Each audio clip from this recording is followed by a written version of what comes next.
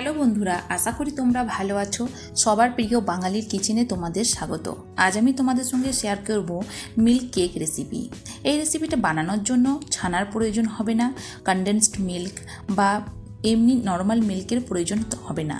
কেবলমাত্র 1 cup powder milk দিয়েই এই রেসিপিটা তোমরা তৈরি করতে পারবে বাড়িতে খুব সহজেই।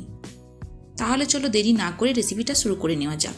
সবার প্রথম গ্যাসের উপর চাপিয়েছি একটা কড়াই, আর কড়াইয়ের মধ্যে দিয়ে দিলাম 1 কাপ জল। জলটা প্রথম গরম করে নিতে হবে, আর আমি আঙুল দিয়ে চেক করে দেখে নিচ্ছি জলটা কতটা পরিমাণ গরম হয়েছে। ঠিক এতটা পরিমাণ গরম হলেই চলবে। এইবার এর মধ্যে দিয়ে দেব 1.5 কাপ পরিমাণ পাউডার মিল্ক।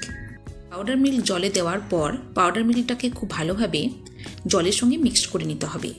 যদি জলটার সঙ্গে পাউডার মিল্ক মিক্সড করতে কোনো অসুবিধা হয় বা তোমাদের মনে হচ্ছে যে এটা একটু মোটা হয়ে গেছে, তাহলে তোমরা ওপর থেকে একটু গরম জল দিয়ে দেবে। আমি কিন্তু কোনো এক্সট্রা জল এখানে ব্যবহার করিনি। এইবার এর মধ্যে দিয়ে দেবো একটা এলাচটাকে আমি গুঁড়িয়ে নিয়েছি, তো এলাচটা এখানে দিয়ে দিলাম। ফ্লেমটাকে লো রেখে ধীরে ধীরে এটাকে বয়েল করে নিয়ে আর একটু মোটা করে নিতে হবে। 2 থেকে 3 মিনিট কুক করার পর এইবার এর মধ্যে দিয়ে দেব 1 টিস্পুন পরিমাণ ঘি। ঘিটা দুধের মধ্যে দিয়ে দেওয়ার পর আবার আমি দুধটাকে খুন্তি দিয়ে নেড়েচেড়ে ভালো করে 1 থেকে 2 মিনিট কুক করে নেব।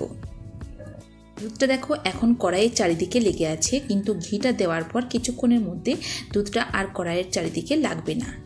এইবার দেখো, যেই কাপটাতে আমি জল আর পাউডার মিল্কটা মেজারমেন্ট করেছিলাম, সেই কাপটাতেই আমি 1/2 কাপ পরিমাণ টক দই নিয়েছি। টক দইটাকে এইভাবে অল্প অল্প পরিমাণ দুধের মধ্যে দেবে আর আস্তে আস্তে এটাকে নেড়েচেড়ে নিতে হবে।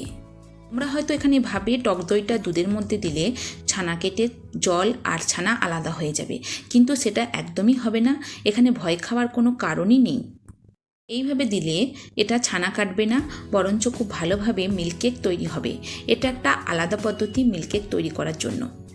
এইভাবে নাড়াচাড়া করলে 2 থেকে 3 মিনিট পর খোয়ার মতো হয়ে যাবে। এইবার তোমরা দেখতেই পাচ্ছ ধীরে ধীরে এটা খোয়ার মতো তৈরি হচ্ছে। এবার এর মধ্যে দিয়ে দেব আরও 1 চামচের মতো ঘি। এই রকমভাবে যদি তোমরা মিল্ক কেক বানাতে চাও তাহলে বেশি ইনগ্রিডিয়েন্টস দরকার হবে না, আর কেবলমাত্র 5 থেকে 7 মিনিটের মধ্যেই মিল্ক কেক তৈরি হয়ে যাবে। কিংবা তোমরা যদি এইভাবে বানাতে না চাও, ছানা দিয়ে বানাতে চাও, সেটাও তোমরা বানিয়ে নিতে পারো। সেটাও তৈরি করা খুবই সোজা, তবে তাতে একটু টাইম বেশি লাগে, কারণ ছানাটা প্রথমে তৈরি করে নিতে হয়। তবে দুটোর মধ্যে টেস্ট কিছুটা পার্থক্য থাকে। খোয়াটা দেখো অনেকটাই তৈরি হয়ে গেছে, তবে এর মধ্যে এখনও কিছুটা পরিমাণ জল আছে।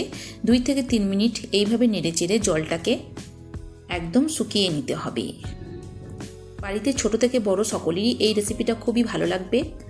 আর যদি তোমার হাতে টাইম না থাকে, কেবলমাত্র পাউডার মিল্ক বাড়িতে থাকে আর টক দই থাকে, তাহলে তুমি এটা খুব সহজভাবে বাড়িতে তৈরি করে নিতে পারবে। আর তোমরা এই রেসিপিটা একবার হলেও বাড়িতে বানিয়ে দেখতে পারো, আর আমাকে কমেন্ট বক্সের মধ্যে জানাও আমার এই সিম্পল রেসিপি তোমাদের কেমন লেগেছে। আমি কিন্তু এই রেসিপিটাতে চিনি ব্যবহার করিনি, কারণ চিনি ছাড়াই এটা খুব ভালোভাবে তৈরি হয়ে যাবে।